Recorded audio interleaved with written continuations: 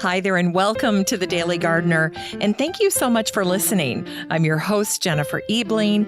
It's February 25th, and there are just 23 days until the first day of spring. Today we celebrate a young botanist who wrote the first flora of Ireland at the age of 22. We'll also learn about the father of Serbian botany, and we'll hear words about the birds of winter, creatures that entertain us at our bird feeders and fly freely over our winter gardens. And today we grow that garden library with a book that has a charming title, and it's all about something called everlastings, or dried flowers. I love that they're called that. And then we'll wrap things up with a play about Australia's top gardener, and it's called Edna for the Garden. Just a great story. But first, I wanted to share something with you. You know, I always invite listeners of the show to join the Facebook group for the show. It's called the Daily Gardener Community. And all you need to do is search for Daily Gardener Community, where you'd search for a friend and then request to join. And once you do that, 3 questions pop up. It says, how did you first learn about the Daily Gardener podcast? And a lot of times people will say, oh, I was searching for a garden podcast. Or sometimes they'll say, you know, I was listening on my podcast player and it just came up as a suggestion. You know, would you like to listen to the Daily Gardener? And then they tried it and that's how they found the show. And then another thing that I ask is, what is your favorite segment of the Daily Gardener podcast? And I know from lots of you that is either the Botanical History segment or the segment where I give you a book recommendation, because I know so many of you love gardening books as much as I do. So that's fantastic. But then the last question is, what should Jennifer do to make the show better? And generally speaking, most people don't say anything. They either say, I love the show as it is, or I need to listen to more shows before I can answer that question.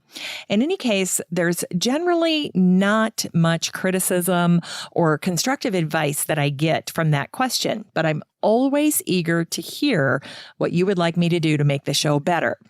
Well, recently, Tracy Brailsford joined the Facebook group for the show. And when she did, she answered that last question this way: what should Jennifer do to make the show better? And she suggested adding a little music, a bird song, nature sounds, etc. between segments. She said, Jennifer's voice is very pleasant, but a couple of short interludes would be refreshing. Well, Tracy, I took your advice to heart, and I myself had been thinking about this, adding something to the different show segments to help delineate one segment from another. This is especially great for new listeners of the show that might not be familiar with the format. Now, instead of interjecting something completely different, because the show already has music for the show that I wrote way back when I started the show in 2019, I went back to the song that I wrote for the show. And when I wrote the show music, what I was envisioning was a little cartoon where there is a gardener and he walks out of his house and it's early spring. And as he begins to stroll through his garden, it starts to rain, and then flowers start to pop up and birds begin to fly around, and you see the bees on the flowers. And then all of a sudden there's a squirrel doing the squirrel thing, and the seasons start to slowly evolve. Spring turns into summer, and summer turns into fall, and then the music begins to slow down a little bit, and fall comes on and the garden begins to go dormant. And then by the end of the music, the garden is put to bed and the gardener has gone back in his house to spend the winter time reading garden books and dreaming about next season's garden. And so that was the show music that I wrote for the show. And that song is comprised of, I think, 12 or 13 different tracks. And I'm a former piano teacher. And so I used primarily piano music. I think it's all piano music now that I think about it.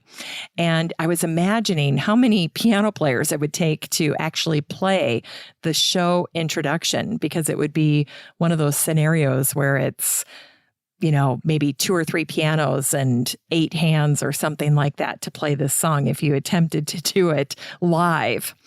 In any case, what I did for today's show is I took out some elements of that song. The piece where I thought the squirrels were dancing, or the piece where the rain was falling. And I am now going to use those to be the background music as I introduce new segments of the show.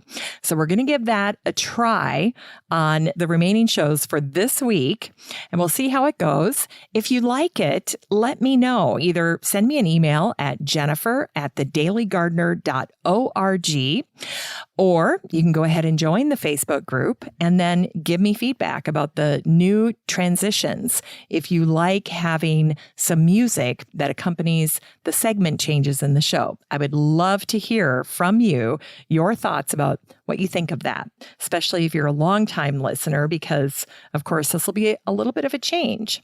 So here we go. Here's today's curated news. Today's curated news comes from House and Garden, and it was written by Claire Foster.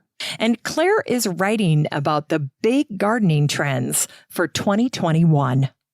Now, in her article, Claire talks about things like having an outdoor room, a place where you not only are growing plants and enjoying your garden, but this might actually be a place where you have some cushy chairs or sofas, bringing the indoors outside. So you'll see things like outdoor rugs and tablecloths and cushions, all of that stuff, in addition to installing something like a pizza oven, which my daughter did at her summer camp 2 summers ago.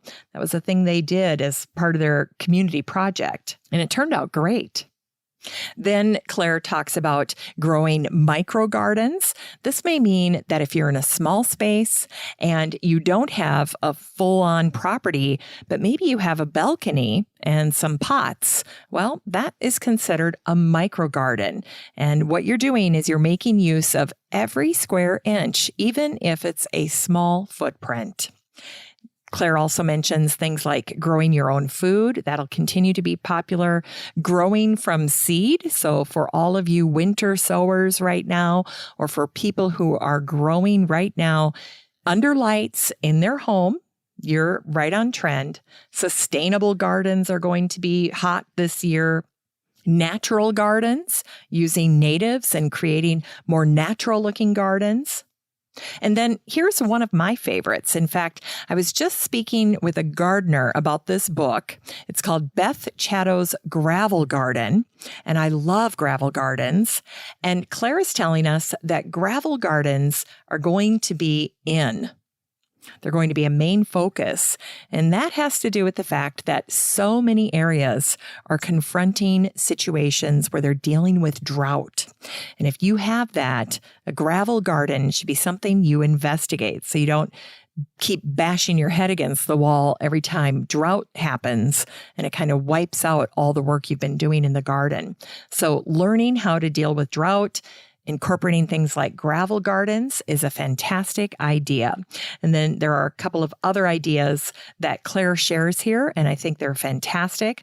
I love most everything that Claire Foster writes over at House and Garden.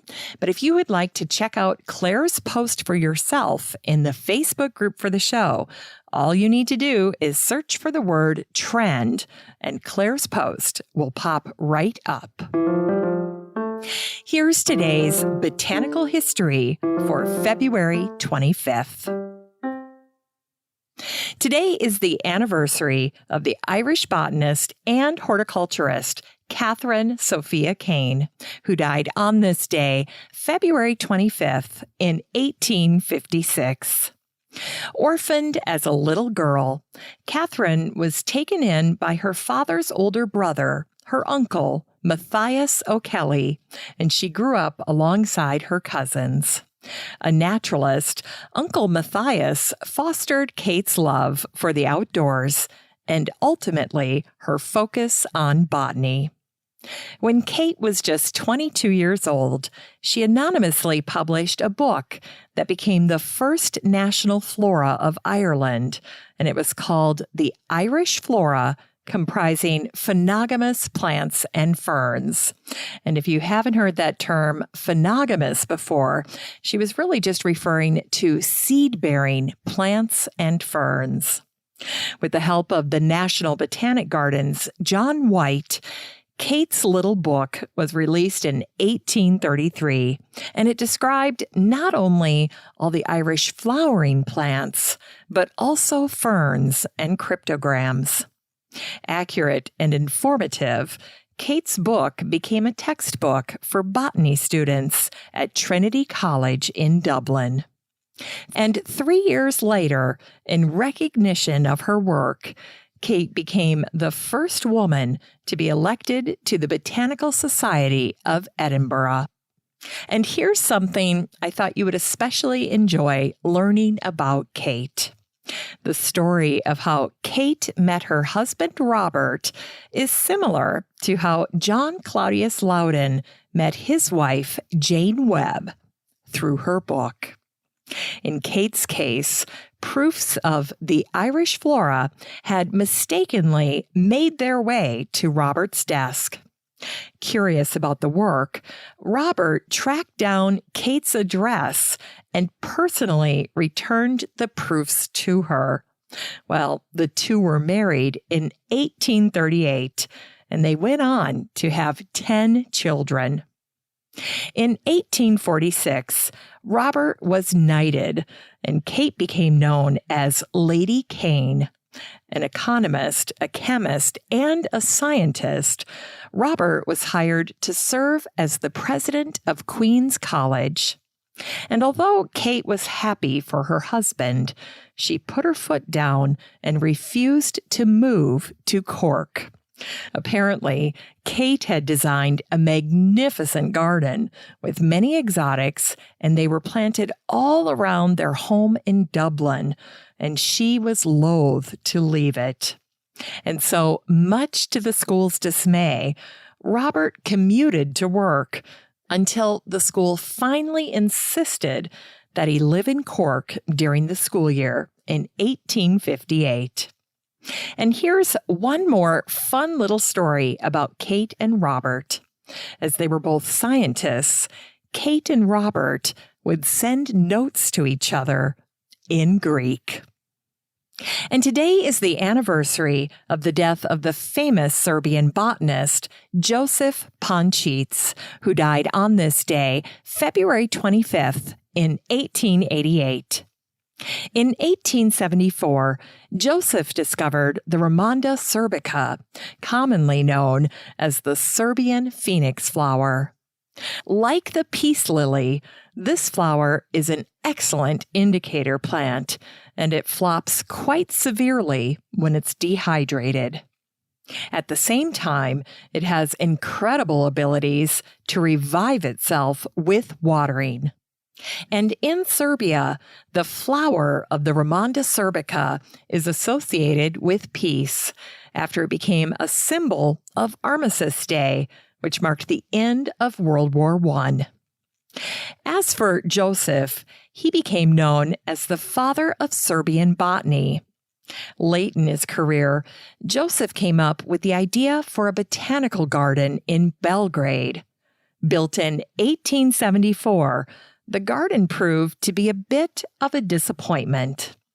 In no time, it was apparent that the location was poorly sited because it flooded very quickly and damaged all the various botanical specimens. Sadly, Josif never saw the new, lovelier location for the garden. Perfectly situated in the heart of Belgrade, the land was donated by the Serbian king, Milan the first. In Unearthed Words, today's words are by the American writer and author Jean Hersey from her book, The Shape of a Year. This is from her section on February. Our feeders are only 15 feet from the window, and binoculars bring the birds practically into my lap.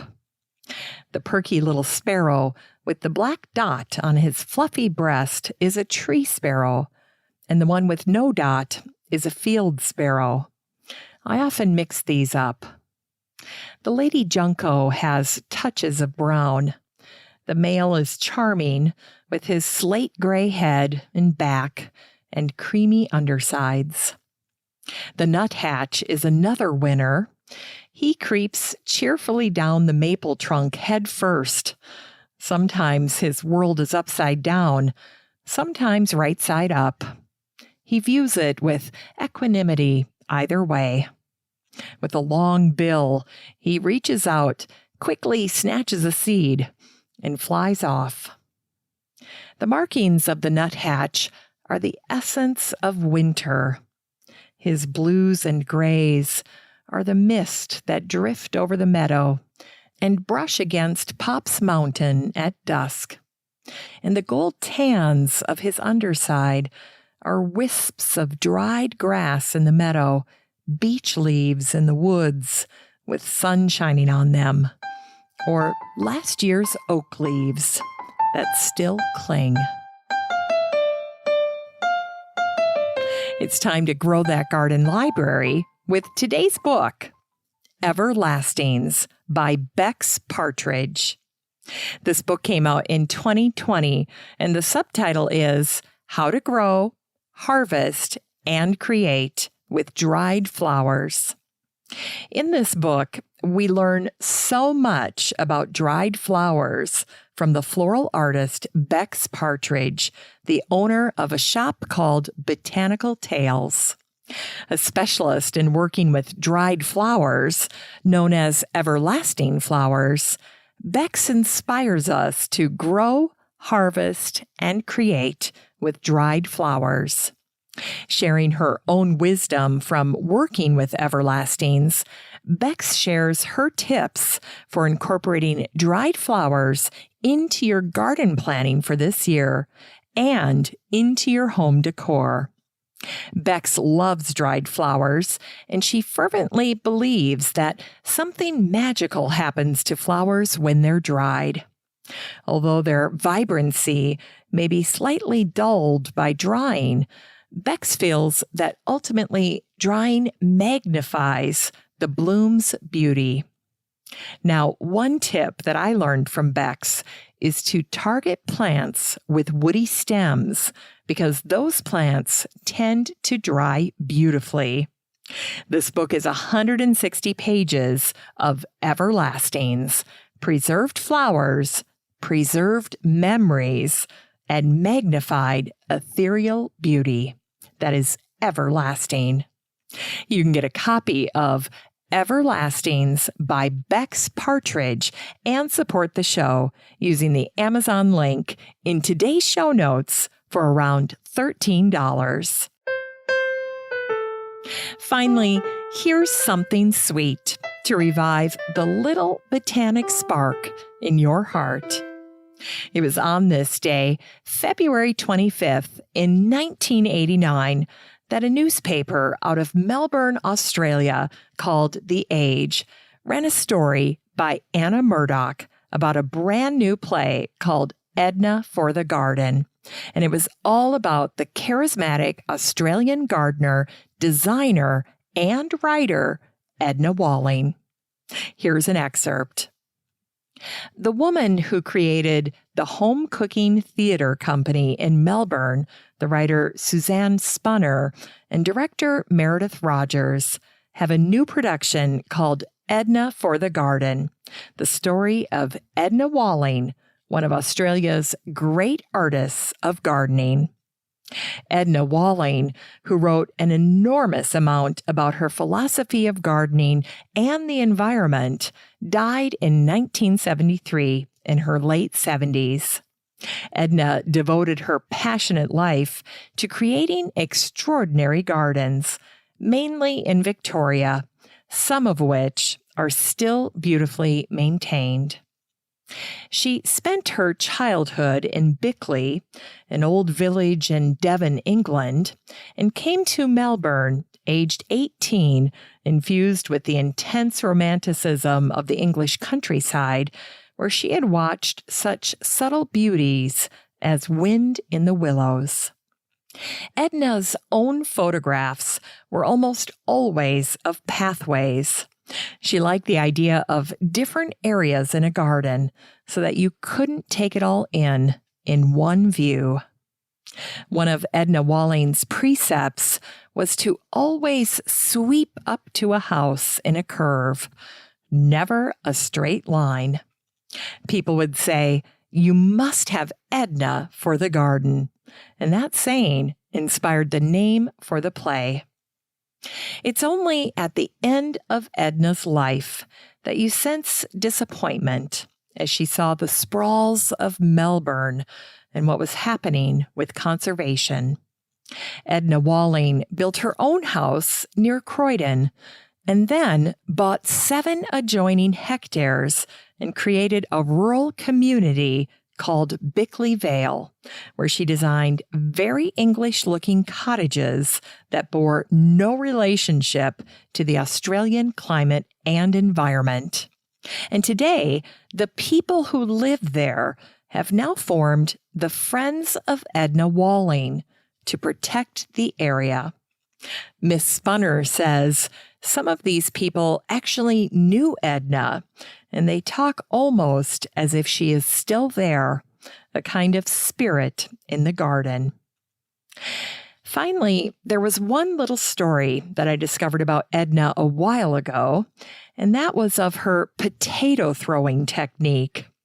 Edna would throw potatoes on the ground, and where they landed would dictate where the significant trees would be planted in her garden design. Basically, this technique helped ensure a more naturalistic style as Edna was laying out her gardens.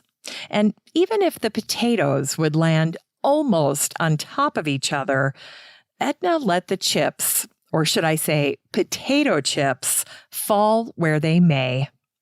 In any case, this is how Edna's gardens end up without a contrived or overly planned feeling. There's a beautiful sense of randomness to Edna's work. And it was Edna Walling who said, "There are many possible approaches to Australian garden design, and they all reflect the designer's individual response to gardens. For my part, I love all the things most gardeners abhor, like moss in lawns, lichen on trees, more greenery than color, as if green isn't a color, bare branches in winter, and root-ridden ground wherein one never attempts to dig, with a natural covering of leaves of grass or some amenable low-growing plant. I like the whole thing to be as wild as possible so that you have to fight your way through in places." Thanks for listening to The Daily Gardener. And remember, for a happy, healthy life, garden every day. Hey, thanks for spending part of your day with The Daily Gardener. If you want to read even more botanical brevities, just head on over to thedailygardener.org. That's where you can find all the stories, biographies, and books that I share on the show. And while you're there, be sure to sign up for my free Friday newsletter. It has lots of goodies in it, and I try to make the newsletter like you're getting a marvelous letter from a garden friend. You can always find The Daily Daily Gardener on all your favorite social media. You can follow the show on Twitter, and you have a standing invitation to join the free Facebook group for listeners of the show. Just search for Daily Gardener Community the next time you're on Facebook and request to join.